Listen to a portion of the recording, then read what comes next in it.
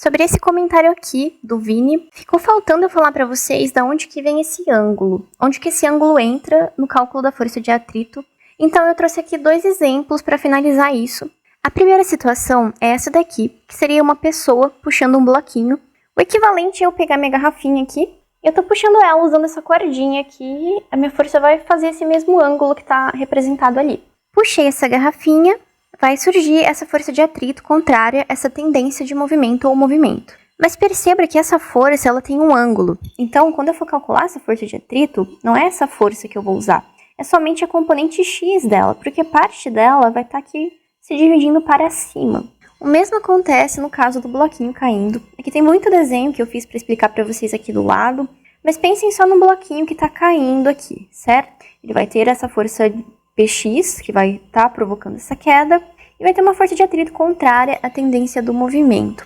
Perceba que o peso, como a gente discutiu, ele é uma interação da Terra puxando esse objeto e desse objeto puxando a Terra de volta. Portanto, esse vetor ele vai apontar para o centro do planeta Terra, não necessariamente para cá. O P não vai ser aqui, ele vai ser em direção ao centro da Terra, mesmo que eu tenha esse ângulo.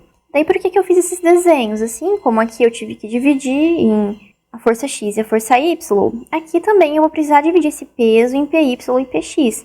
E, por exemplo, se o bloco tivesse parado aqui, a força de atrito seria PX, que ele vai ter esse ângulo no cálculo, eu já vou mostrar para vocês. E aí a gente entraria com esse ângulo na força de atrito. Da onde que eu tirei esses ângulos? Temos aqui o θ e o 90 graus. E aqui eu coloquei um alfa, qualquer alfa, beleza? Só porque a soma dos ângulos internos do triângulo tem que dar 180.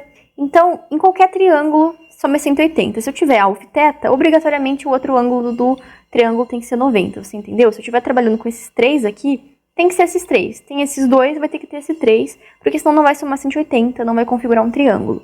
E veja que é paralelo. Temos uma reta aqui, certo? Aqui outra reta, e eu só escorreguei a régua para cá. Régua daqui e daqui, com esse ângulo é esse aqui e isso aqui. Então esse ângulo é alfa. Se eu escorregar esse PY para cá, eu fecho um triângulo, certo? O PY escorregou. Tá aqui o PY, aqui o alfa que a gente já viu.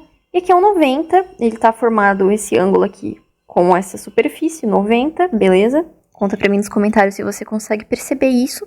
E como a soma desses ângulos tem que dar 180, eu nem preciso fazer conta nenhuma. Eu percebo que, olha, tem o alfa e tem o 90, o outro tem que ser obrigatoriamente o θ. E aí, pessoal, se eu fizer aqui, ó, o seno de θ, é o mesmo triângulo, tá? Eu só, deixar assim pra vocês perceberem, só copiei ele aqui de outra maneira. Dei uma deslocadinha maior pra vocês enxergarem ele. Temos aqui o P, o PY e o PX da mesma forma. Só dei uma virada pra vocês entenderem melhor. Esse PY que estava aqui, ele desceu. Foi só isso. Aí ele virou a base do triângulo, certo? Você pode fazer isso quando você está trabalhando com vetores. Seno, cateto oposto pela hipotenusa, para quem não sabe. Sem sono, corro, cateto oposto o P de X, oposto ao θ. E a hipotenusa é o P.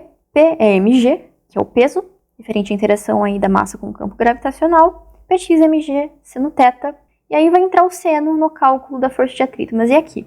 A decomposição do vetor é a mesma coisa, só que aqui, como não tem o plano, é um pouco menos complicado de trabalhar, é só você fazer o seno direto, certo? Vou deixar assim para quem quiser printar. Eu espero que meu vídeo tenha sido útil. Pega essa figura do plano e tenta desenhar os ângulos nela de cabeça, porque é meio confuso as primeiras vezes que a gente faz isso, para você aprender de fato. Vou até facilitar, ó.